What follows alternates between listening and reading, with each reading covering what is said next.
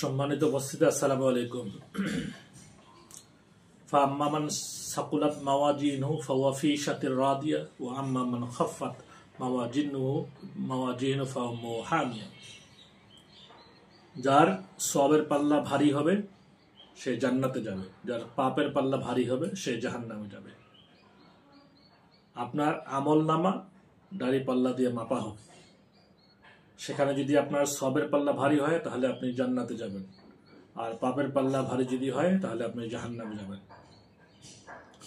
আল্লাহু ওয়ালিউল্লাযিনা আমানু ইখরিজুহুম মিনাজ যুলুমাতি ইলান নূর। কোরআনে আছে, যারা ঈমান আনয়ন করে এবং সৎ কাজ করে আল্লাহ তাদের বন্ধু হয়ে যান। তখন আল্লাহর দায়িত্ব হচ্ছে আপনাকে যাবতীয় অর্থাৎ অন্ধকার থেকে আলোর দিকে নিয়ে আসা। আর আপনি যদি ঈমান না আনেন, অসৎ কাজ করেন, কুফরি করেন, তাহলে আল্লাহ বলছেন ওয়াল্লাযিনা কাফারু আউলিয়াহুমুত তাগুত ইখরিজুহুম মিনান নূর ইলাজ যুলুমাত। নিশ্চয়ই যারা কুফরি করে তারা হচ্ছে শয়তানের বন্ধু।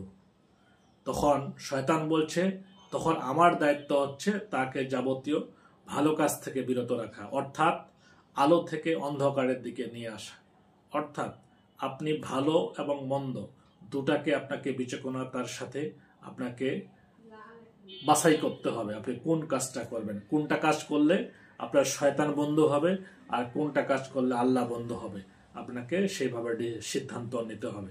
তাই আমরা যদি মনোযোগ সহকারে আল্লাহর ইবাদতে মশগুল হই, ঈমান আনয়ন করে আল্লাহর ইবাদতের মশগুল হই, তাহলে আল্লাহ আমাদের বন্ধু হয়ে যাবে।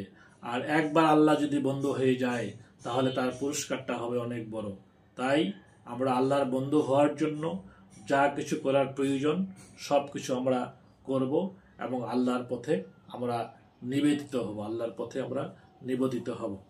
সম্মানিত দর্শক, আল্লাহর যদি একবার হয়ে যান তাহলে সুখ আর সুখের সীমা থাকবে না।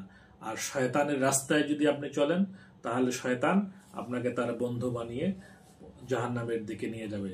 তাই আমাদের উচিত হবে আল্লাহর বন্ধু হওয়া, আল্লাহর কাজে নিবেদিত হওয়া, আল্লাহর দিকে ধাবিত হওয়া এবং সৎ কাজ করা।